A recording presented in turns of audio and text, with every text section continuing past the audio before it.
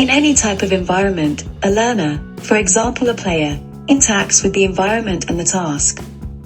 The literature called this interaction the constraints-led approach, which there is a close relationship between the movement of the individual and the environment they are in. It is a teaching-coaching method based on the principles of nonlinear pedagogy, composed by the task, performer and environment. Through the manipulation of certain constraints, different information is presented to the learner. The learner is then challenged to find their own movement solutions to the problems faced or the goals needed to be achieved. These constraints are the boundaries in which our players can search for those solutions. Finding a solution means also learning. From literature, learning can be divided in an implicit way or conscious and in an explicit way, or unconscious. Implicit learning is the ability to acquire a new skill without a corresponding increase in knowledge about the skill performance, so in an unconscious way. In the long term, this way is recognized to be the most efficient for learning a skill. Please welcome to the stage, Johan Cruijff.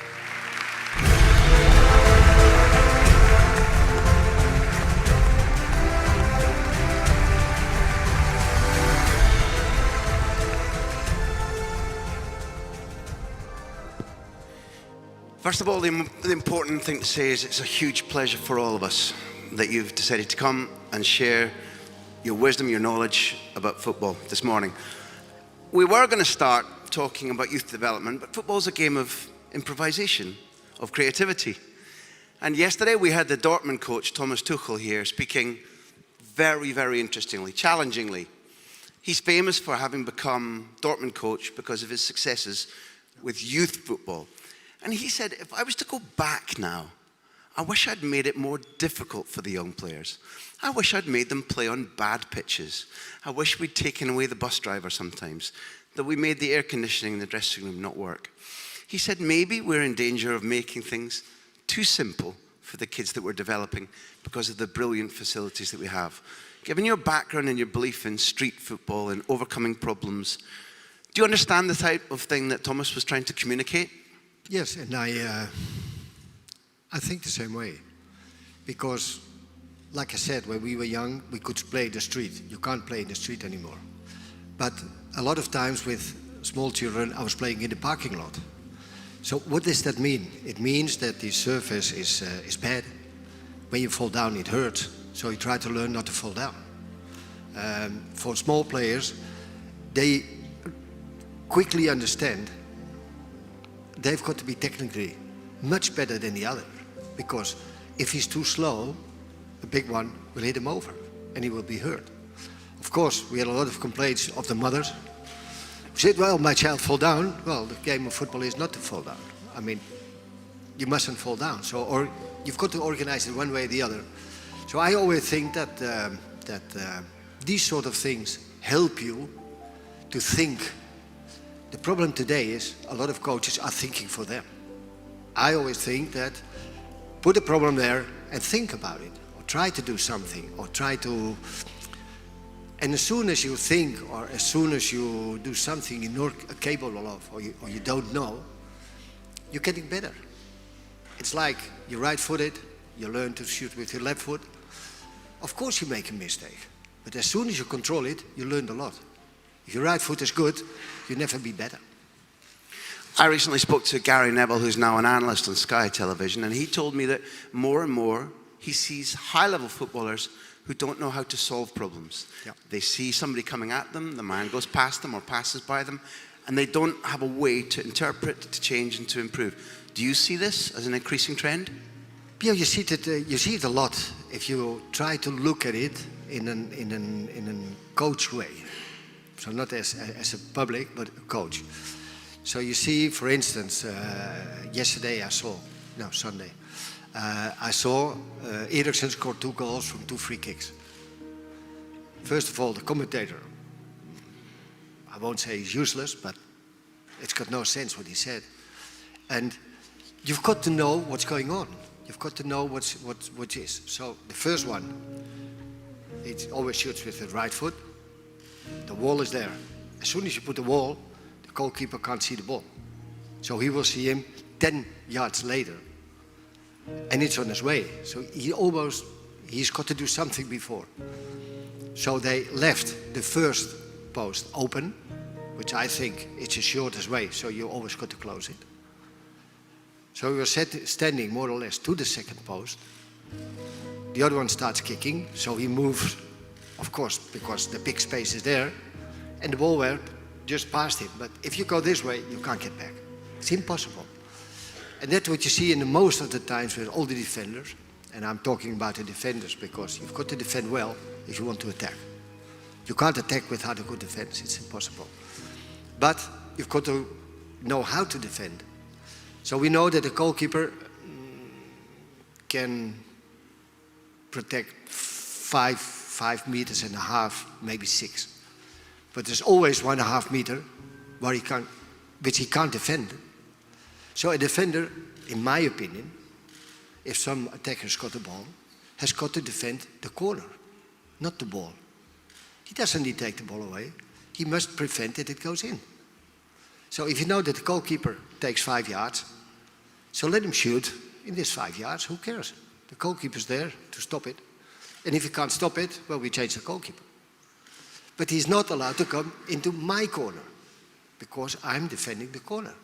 And if you see every weekend how many goals goes in, it's unbelievable that nobody ever teach them these sort of things. And it's quite easy to teach. So we're talking about players being able to analyze solutions, to overcome obstacles, right? And throughout your career, a recurring factor is you've rebelled, you've criticized, you've said, I see things differently. There's a contradiction in that we're in a room of specialists who develop systems and who maybe could fall into the same trap of saying, players do it my way, and then taking away the capacity for the players to think. Do you think that systems in football, that structures, run the risk of killing intelligence, creativity, interpretation in footballers? That's one of the dangerous things, of course. It's very dangerous if a coach is too dominate to certain players. And on one side you understand because the coach always be valued of his team if he wins. If he's got a team who's losing, they said he's a bad coach. It's got nothing to do with it. It's a question to educate players. And educating players is what he knows, he knows. I mean, you don't need to teach him. What he doesn't know, he's got to know. He's got to teach him, tell him how to do it. And if he's got some habits, which every player has, if you've got some habits which are not good for the team, let's say you're a very good outside player, very intelligent, you're very tactical, everything is perfect, but you don't defend properly in a proper way. So what I did is then this outside right, put him 1 month as a right back, and put the same outside right in front of him. So he will have the problem which he creates himself, is he doesn't. So does it for a month, he starts complaining, and he's right. I said, exactly what you do. So if you don't want him to get into problems, do it properly. And it's not a question of running, it's just a question of brains, get in position, and you can do it walking.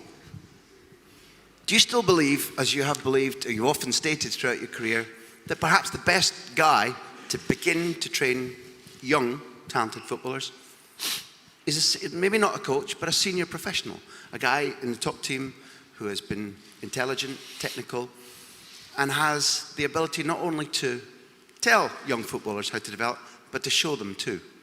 Well, first of all, I think he's got to produce it himself.